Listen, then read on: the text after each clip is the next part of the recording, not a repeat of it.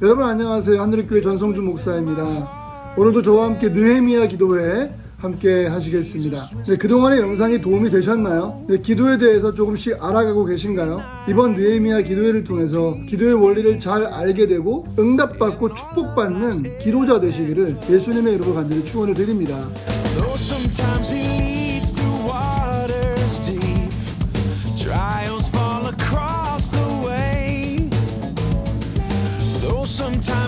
오늘 말씀은 디모데전서 2장 1절로 2절 말씀입니다. 그러므로 내가 첫째로 권하노니 모든 사람을 위하여 간구와 기도와 도구와 감사를 하되 임금들과 높은 지위에 있는 모든 사람을 위하여 하라. 이는 우리가 모든 경건과 단정함으로 고요하고 평안한 생활을 하려 함이라. 네, 오늘 느헤미야 기도의 19번째 시간으로 함께하고요. 오늘 말씀의 제목은 응답받는 기도의 조건입니다. 오늘 말씀에 큰 은혜가 있기를 바랍니다.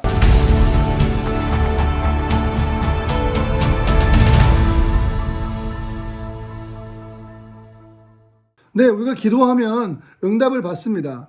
뿐만 아니라 우리가 기도하면 하나님의 사랑을 경험할 수 있습니다. 기도할 때 우리가 하나님의 음성을 듣게 되고요. 그럼에도 불구하고 사람들은 기도하기를 주저합니다. 왜냐하면 기도하는 일은 시간을 들이고 자기 자신을 드리는 일이기 때문입니다.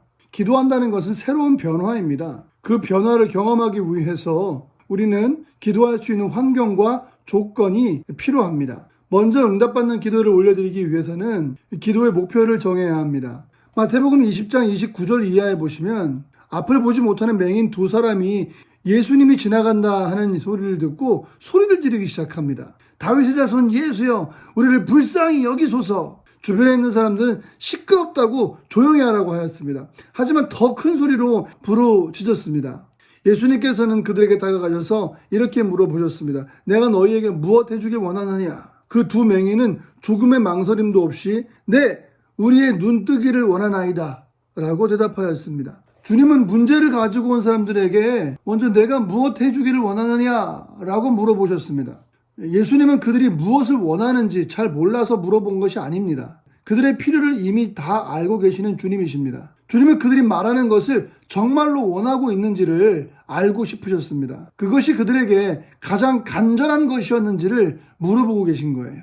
이렇듯 우리가 기도할 때 어떤 막연한 기도의 부담감과 의무감을 가지고 기도할 것이 아니라 기도해야 할 목표를 정해놓고 기도하는 것이 중요합니다. 산에 오를 때 정상을 눈앞에 둔 사람과 이제 막 능선에 올라간 사람의 발걸음은 다를 것입니다. 왜냐하면 목표가 분명하기 때문입니다. 고지를 눈앞에 둔 사람은 결코 포기하지 않습니다.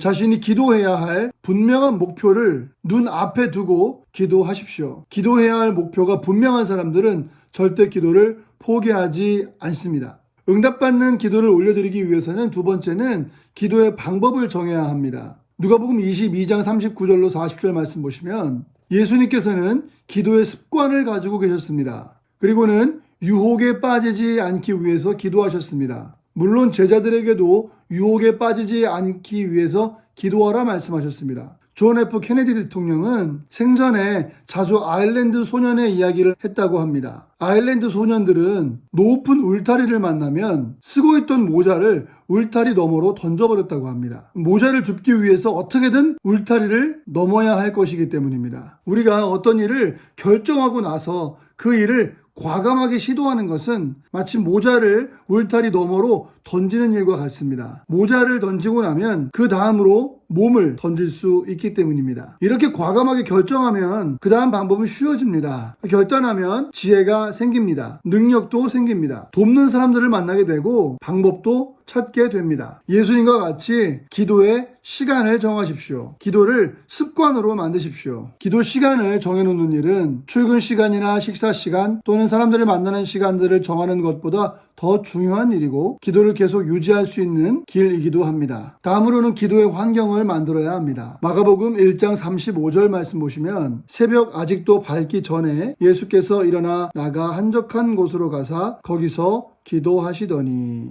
여러분, 사람은 환경의 지배를 안 받을래야 안 받을 수가 없습니다. 크게는 빛의 지배를 받습니다. 그래서 낮에는 활동하고 밤에는 잠을 자는 것입니다. 소리도 있을 것이고요. 색깔도 있을 것이고요. 냄새나 온도도 우리에게 영향을 줍니다. 만약에 우리가 환경 때문에 어려움을 겪는다면 우리는 환경을 바꿔야만 하겠죠. 기도도 마찬가지입니다. 너무 복잡하고 너무 바쁘고 만날 사람이 너무 많고 생각할 것이 너무 많다. 그래서 우리가 기도할 수 없다라고 한다면 우리는 한적한 곳에 한적한 시간에 특별히 오늘 예수님께서 하신 방법처럼 새벽에 기도하는 것이 좋은 환경을 조성하는 것이라 할 수 있겠습니다. 때로는 골방 기도도 필요하겠죠. 중요한 건 하나님과 나 독대할 수 있는 시간이 필요하다는 것입니다. 성령의 도우심을 구해야 합니다. 기도 가운데 혹시 연약함이 느껴지십니까? 그렇다면 도우시는 성령님의 능력을 의지하시기를 바랍니다. 사도행전 2장 4절 말씀 보시면 그들이 다 성령의 충만함을 받고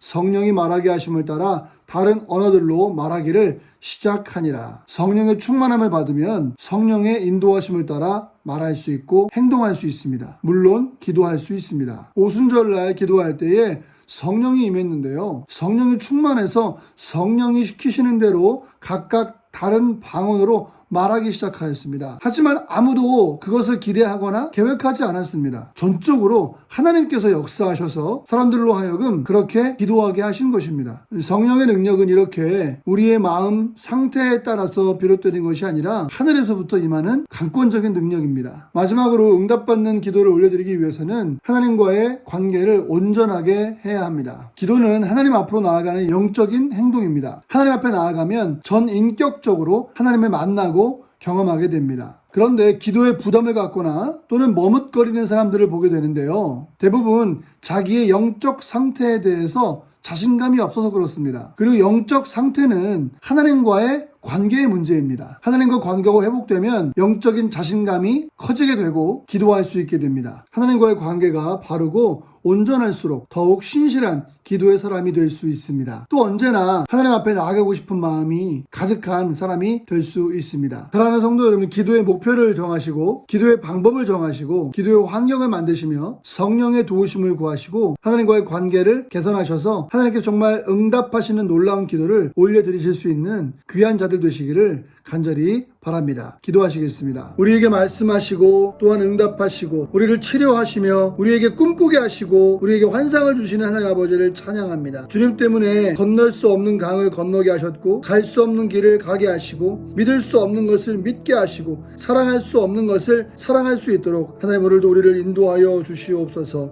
기도의 더 깊은 자리로 나아가게 해주시고 말씀의 더 깊은 자리로 나아가기를 간절히 원합니다. 오늘도 우리의 모든 삶을 주관하시고 인도하여 주시옵소서. 거룩하신 예수님의 이름으로 간절히 기도드리옵나이다. 아멘.